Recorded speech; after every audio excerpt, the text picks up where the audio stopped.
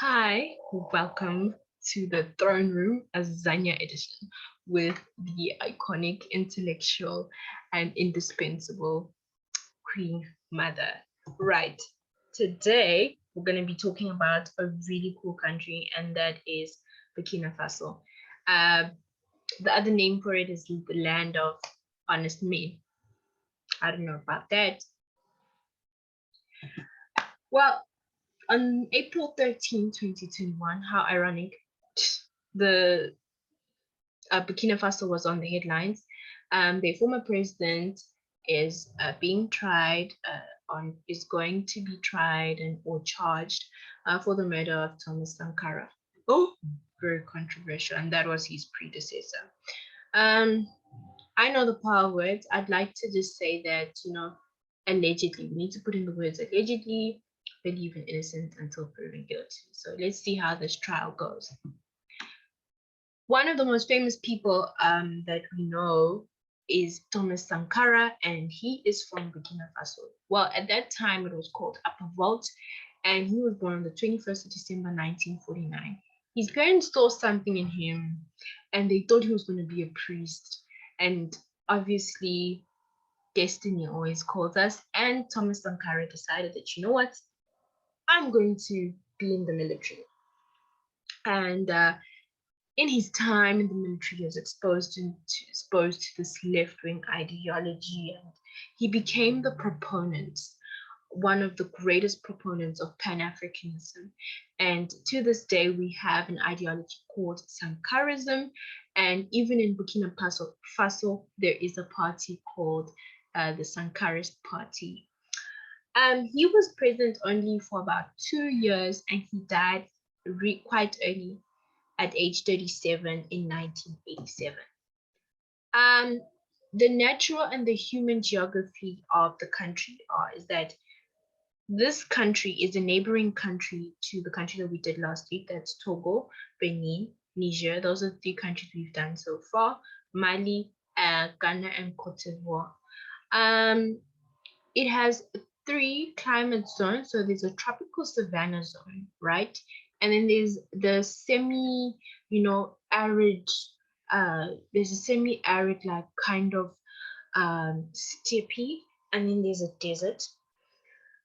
Remember that Burkina Faso actually wasn't called Burkina Faso at first. It was called the Upper Volta because it has 3 rivers, and that's the Red Volta, the Volta River, the Black Volta River, and the White Volta River. And all these rivers run down and then converge into Ghana. Burkina Faso has 13 regions, and then they go down into provinces, and then there's communes. What you need to know, they have a capital city called Ouagadougou. It's the capital city is written in the French pronunciation, but in actual fact, it's taken from the word Ouagadougou, and that means where people get honor and respect. The official language is French, but the ethnic groups that you should keep tabs on is Mosi, Fulani, Kuruma, Pobo, Gorunsi, Senefu, Bisa, Lobi, Tagara, and Tuareg, Bella, and Diola. Good?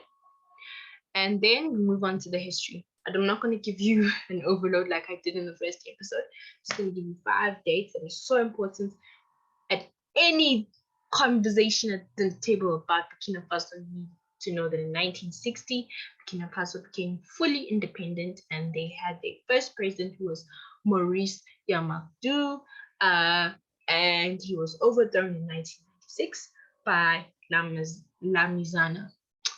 Then in 1984, Burkina Faso finally got its name because it used to be called Upper Volta, and it was renamed to Burkina Faso, right? And that means land of honest men.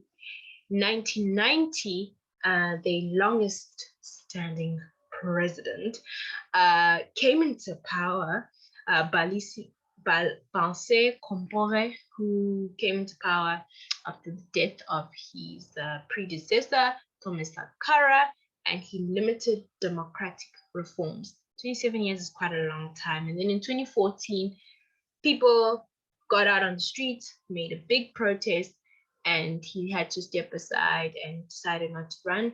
And there was an interim government. And then in 2015, elections were held, and the current president is now doing his second term from that election. But he was voted in, and his name is Rochma Christian Kabore. Burkina Faso has a very interesting, interesting politics. Really quite cool. They're a presidential republic, ironically. They have multi parties, and they have a chief of state who is the president, and right now that's Sir, Sir, Sir, Sir Kabore, and he was re-elected last year in November. And then we have the prime minister, and that's Christopher Derber, and he's the head of government, so he works together with the cabinet. They have a legislative branch, which is it's much bigger than the country that we did. They have 127 seats in the unicameral National Assembly, and those people stay there for 5 years. They have a judicial branch with the highest, which is the Supreme Court.